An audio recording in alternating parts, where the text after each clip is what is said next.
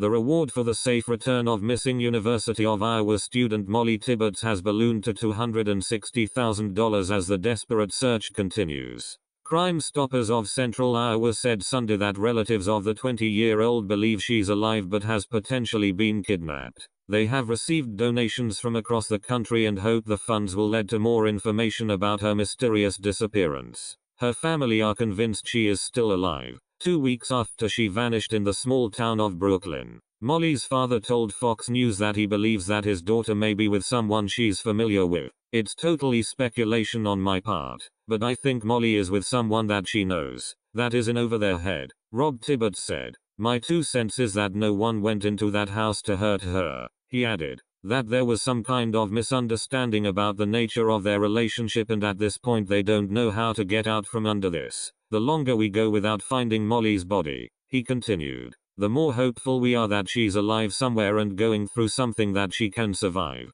Tibbetts is urging anyone with information to come forward or for anyone who may be with his daughter to just simply call the authorities and put an end to this. Let Mollie come home and hold yourself accountable for what you've done so far, but don't escalate this to a point where you can't recover yourself, he added. Mollie went missing on the 18th of July from her small hometown of Brooklyn, Iowa. Investigators are being tight-lipped about the case, saying holding back basic details may help solve it. That includes saying whether they believe Tibbetts returned home from a jog the evening she went missing. They won't say what they think happened to her or expand on the theories they are working. In the past 2 weeks, investigators have completed 200 interviews, fielded hundreds of tips and carried out painstaking fingertip searches. In the past 2 weeks, investigators have completed 200 interviews, fielded hundreds of tips and carried out painstaking fingertip searches of the vast cornfields surrounding the close-knit farming community, an hour east of Des Moines,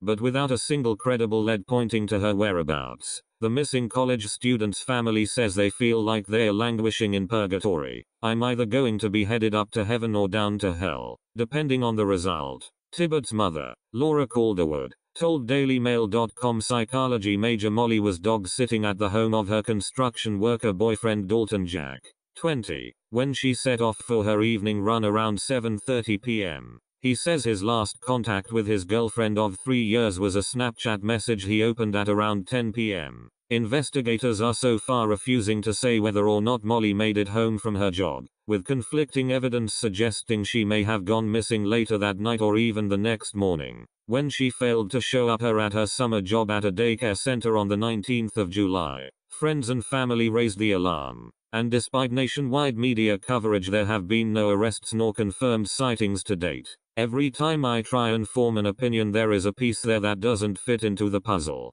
a confounded Laura told DailyMail.com. Investigators say they have ruled Jack out as a suspect and Laura Calderwood insists he's above suspicion. He's a good guy. They were devoted to one another, she told DailyMail.com. With family and friends in the clear, investigators looked at registered sex offenders and convicted criminals living locally. Wayne Chaney, a man with stalking convictions in 2009 and 2014, lives in a trailer home about 500 yards from a pig farm that was searched by investigators 8 days ago. The 56-year-old told DailyMail.com he sold the facility to Prestige Farms 5 or 6 years ago. He said he had never met Mollie or her family. When asked about his previous arrests, he said, I was arrested in 2011 for breaching a restraining order. It was an ex-girlfriend. That was the only time. Police in Dubuque meanwhile quizzed a suspect in an assault on a female jogger on Sunday while another man was questioned in Pella, an hour from Brooklyn, after he was spotted taking covert photos of girls.